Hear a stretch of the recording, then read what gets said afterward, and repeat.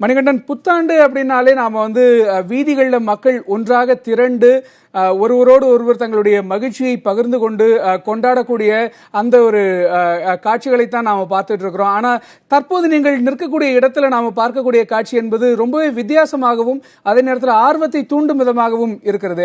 அங்க புத்தக கடையில புத்தாண்டு கொண்டாட்டம் என்பது எந்த வகையில நடக்கிறது? எந்த மாதிரியான விதத்தில் அவர்கள் கொண்டாடுகிறார்கள்?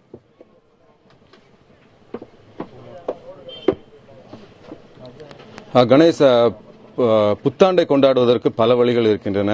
ஒரு பீச்சில் இருந்து புத்தாண்டை கொண்டாடலாம், தெருக்களில் இருந்து கொண்டாடலாம், பார்ட்டிகளில் கலந்து கொண்டு அதன் மூலமாக புத்தாண்டை வரவேற்கலாம். ஆனால் நான் இருக்கக்கூடிய இடம் அண்ணா சாலையை ஒட்டிய ஒரு மிகப்பெரிய ஒரு புத்தக கடை. இந்த புத்தக கடையில் புத்தாண்டு கொண்டாடப்படக்கூடிய விதம் புத்தகத்துடன் புத்தாண்டை வரவேற்கும் அந்த ஒரு தீமோடு சேர்ந்துதான் இந்த புத்தாண்டு இங்கு வரவேற்கப்படுகிறது. இங்கு ஏராளமான புத்தகங்கள் இருக்கின்றன. புத்தகங்களோடு வாசகர்களும் படைப்பாளிகளும் பப்ளிஷர் என்று சொல்லக்கூடிய வெளியீட்டாளர்களும் சேர்ந்து இந்த புத்தாண்டை வரவேற்கிறதுக்கு இங்கு தயாராக இருக்கிறார்கள். ஏராளமான இளைஞர்கள் புத்தகத்தை வாங்குவதற்காக வந்திருக்கிறார்கள். இதற்காக சலுகை விலையில் புத்தகங்களை வழங்குவதற்கு இந்த நிறுவனங்கள் தயாராக இருக்கின்றன. அதன் காரணமாக ஏராளமான புத்தகங்கள் இங்கு விற்பனை செய்து நடந்து கொண்டிருக்கிறது. தற்போது நம்முடன் ஒரு இளைஞர் வாசகர் நம்முடன் இணைந்திருக்கிறார். அவரிடம் கேட்கலாம் எதற்காக இந்த புத்தாண்டை புத்தகத்துடன் வரவேற்கும் நிகழ்வுக்கு வந்திருக்கிறார் என்று. தம்பி, புத்தாண்டை புத்தகத்துடன் வரவேற்கும் நிகழ்வு நீங்க என்ன நினைக்கிறீங்க? அனைவருக்கும் இனிய புத்தாண்டு நல்வாழ்த்துக்கள். புத்தகங்கள் நம்மை செம்மைப்படுத்துவதற்கான ஒரு அருமையான ஒரு ஆசிரியர். நம்மை அதட்டி நம்மை கட்டுப்பாட்டுக்குள் வைத்துக் கொள்ள வேண்டும் என்று நினைக்கும் ஆசிரியர் அல்லாமல், வேண்டுமானால் அதில் இருக்கும் நல்லதுகளை நாம் எடுத்துக்கொள்ளலாம் என்று நம்மை அன்போடு நமக்கு கற்றுத்தரும் ஆசிரியர்கள் புத்தகங்கள். மிகப்பெரியவர்களின் அனுபவங்களும் புத்தகங்களாக வெளிவந்துள்ளன. அவற்றை நாம் படிக்கும்போது எளிய வழியில் நாம் நம்மை செம்மைப்படுத்திக் கொள்ள முடியும். எனவே இந்த புத்தாண்டு, இந்த ஆண்டு நல்ல விதமாக இருப்பதற்காக புத்தகங்களை படித்து புத்தகங்களோடு புத்தாண்டுகளை தொடங்க வேண்டும் என்ற எண்ணத்தில் நாங்கள் வந்திருக்கிறோம். என்னென்ன புத்தகங்கள்லாம் எங்க வாங்கியிருக்கீங்க? நாங்கள் ஈவேரா அவர்களுடைய புத்தகங்கள், மறைந்த ஃபிடல் காஸ்ட்ரோ அவர்களுடைய புத்தகங்கள் போன்ற புத்தகங்களை நாங்கள் வாங்கியிருக்கிறோம்.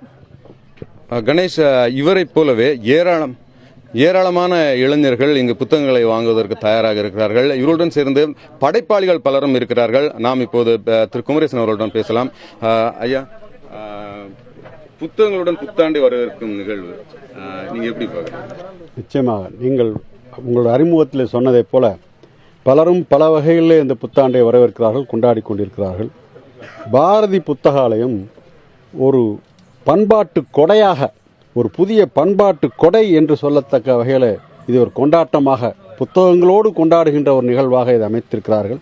நிச்சயமாக ஒரு புத்துணர்ச்சியை, ஒரு புதிய நம்பிக்கையை ஏற்படுத்துகிற நிகழ்வாக இதை நான் பார்க்கிறேன். நிச்சயமாக. எந்தெந்த மாதிரியான புத்தகங்கள் அதிகமாக இந்த தலைமுறை வாசகர்கள் வாங்கி படிக்கிறாங்க? அதாவது பொதுவாக மனிதகுலம் கண்டுபிடித்த அல்லது அது ஆக்கிய படைப்புகளிலேயே மிக புரட்சிகரமான, மிக ஆக்கப்பூர்வமான, ஈடு எடையற்ற ஒரு கண்டுபிடிப்பு என்றால் புத்தகங்களைத்தான் சொல்ல வேண்டும்.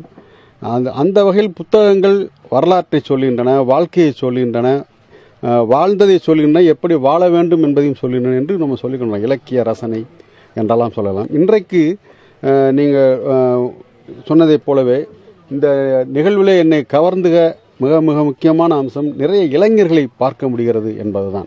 அவள் தகவலிருந்து நிறைய இளைஞர்கள் கூடியிருக்கிறார்கள். அவர்கள் தேர்ந்தெடுக்கிற புத்தகங்கள் எப்படிப்பட்டவையாக இருக்கின்றன என்றால், ஒரு பக்கத்தில் அவருடைய கவிதை ரசனை, அவருடைய இலக்கிய ரசனையை வெளிப்படுத்துகின்ற அப்படிப்பட்ட புத்தகங்கள், நாவல்கள், சிறுகதைகள், கவிதைகள் போன்றவற்றை தேர்ந்தெடுக்கிறார்கள். அதைவிட மிக முக்கியமாக இதுவரை என்ன நடந்திருக்கிறது என்பதை தெரிந்து கொள்ள வேண்டும் என்கின்ற முனைப்போடு வரலாற்று புத்தகங்களை தேடி தேடி படிக்கிறார்கள். அதுபோல பொருளாதாரம், அரசியல் குறித்த அந்த அலசல், அந்த ஆய்வு, அது குறித்த புத்தகங்களையும் தேடி படிக்கிறார்கள். எப்படிப்பட்ட புத்தகங்கள் அதிகமாக தேர்ந்தெடுத்திருக்கிறார்கள் என்பதை இந்த நிகழ்வு முடிந்த பிறகு கணக்கு போட்டு பார்த்தாலும் தெரியும். ஆனால் அதிகமான புத்தகங்களை தேர்ந்தெடுக்கிறார்கள், குறிப்பாக இளைஞர்களும் பங்கேற்கிறார்கள் என்பது முக்கியமாக பதிவு செய்யப்பட வேண்டிய ஒன்று. தொடர்ந்து நாம பேசலாம். கணேஷ், இந்த புத்தக கடையை பொறுத்தவரை அதிகமாக இளைஞர்கள் புத்தகத்தை தேர்வு செய்து படிப்பதற்காக இங்கு நிற்கிறார்கள். வரலாற்று புத்தகங்கள், அரசியல் புத்தகங்கள்லாம் அவர்களுடைய ஆர்வத்தை தூண்டி இருக்கின்றன.